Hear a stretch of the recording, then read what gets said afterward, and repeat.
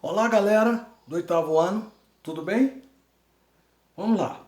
Hoje nós vamos ter nossa segunda aula, videoaula, para que você tire suas dúvidas em relação aos assuntos que estão sendo dados, em nossas videoaulas. Hoje nós vamos falar de uma revolta que aconteceu em Minas Gerais, mas precisamente em Vila Rica, que já foi uma das revoltas direcionadas já ao entendimento para a independência do Brasil. E não foi exatamente isso, mas o contexto dessa revolta já tinha elementos básicos para a independência do Brasil. Diferentemente das revoltas nativistas que vimos na aula passada, como foi a revolta de Beckman, né? Então vamos lá. No ano de 1760, já as jazidas de ouro em Minas Gerais já começavam a esgotar, já não tinha mais tanto ouro. Mas o governo português cobrava incessantemente quinto, a quinta parte da produção de ouro. Todo esse ouro teria que passar pelas casas de fundição, onde lá eram pesados e tal, e eram tirado a quinta parte, quer dizer. E as pessoas estavam muito indignadas com aquilo. Eles tiravam 5 vezes, né? Daquele total que eles tiravam um quinto para eles. O que acontecia? Isso foi deixando a população indignada, mais pobre, e a coroa cobrava isso como impostos, sem dar respaldo, porque eles não tinham nenhum benefício da coroa portuguesa. Eles não tinham saúde, não tinham educação, não tinham nada. E mesmo assim, então a população já não estava aguentando mais e começava a se desesperar. Toda vez que chegava a cobrança, o povo já gritava: já vem de novo esse quinto dos infernos. Quer dizer, daí surge a expressão quinto dos infernos, né? Vai para o quinto dos infernos. Esse quinto dos infernos surgiu exatamente nesse período da cobrança do quinto da produção de ouro, né?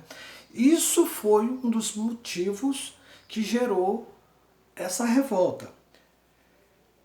Mas também havia naquele período já muitas pessoas ricas que tinham seus filhos estudando na Europa, na França, em Portugal, em Coimbra, e que também já surgiam ideias iluministas, né? O iluminismo surgiu na França no século XVII, que a gente já viu isso em aulas passadas, e trouxe novas ideias, um novo pensamento, uma nova visão de mundo para as pessoas. E essas ideias chegaram também à Vila Rica, quer dizer, então com ideias já revolucionárias. Muitas também surgiram por aí. Pois bem, reagindo a isso tudo, um grupo de pessoas da alta sociedade, da elite de Minas Gerais, começaram a se reunir e fazer uma conspiração contra a coroa portuguesa. Quer dizer, eles queriam achar um meio de se livrar dessa situação. De como eles podiam fazer aquilo? Expulsar ele lá, fazer uma revolta geral, tirar a coroa e se tornarem independentes? Porque eles queriam a independência mesmo de Vila Rica. E que para se tornar a capital lá em Ouro Preto, atual Ouro Preto hoje.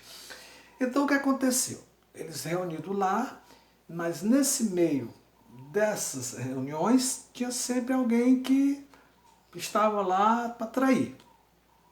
Um senhor chamado Joaquim Silvério dos Reis tinha uma dívida muito grande com a coroa portuguesa.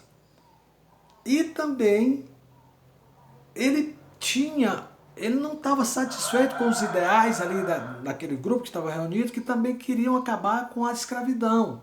Que eles queriam já naquele período acabar com a escravidão. E eles tinham muitos escravos e tal. Aí ele começou a discordar das ideias do grupo.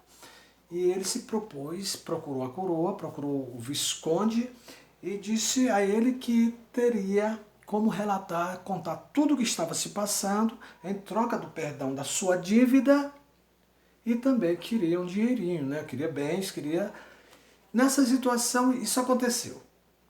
Ele relatou tudo a rainha mandou chamá-lo, ele relatou tudo o que estava acontecendo, entregou a todo mundo que participava da reunião, e a rainha Dona Maria I mandou prender todos eles e abriu um processo em Minas Gerais e outro no Rio de Janeiro para apurar os crimes. Nesse julgamento eles condenaram mais ou menos 11 pessoas. Alguns foram 5 mais ou menos, levaram exilados para a África, outros deram outras penas alternativas, mas o único que pagou com a própria vida foi Tiradentes. Mas por que só Tiradentes serão todos? Porque Tiradentes não se acovardou jamais. Ele assumiu toda a conspiração, ele assumiu que ele era a liderança e os outros foram perdoados por mentir, se acovardaram e tal, e ele não. Então, o que a rainha fez? Mandou executá-lo em praça pública. Foi enforcado e lá mesmo esquartejado. As partes do seu corpo, eles colocaram em pontos estratégicos na estrada de Minas ao Rio de Janeiro, onde as pessoas pudessem passar e ver e saber por que ele estava naquela situação. A cabeça deixaram enfiada numa estaca lá mesmo em Vila Rica.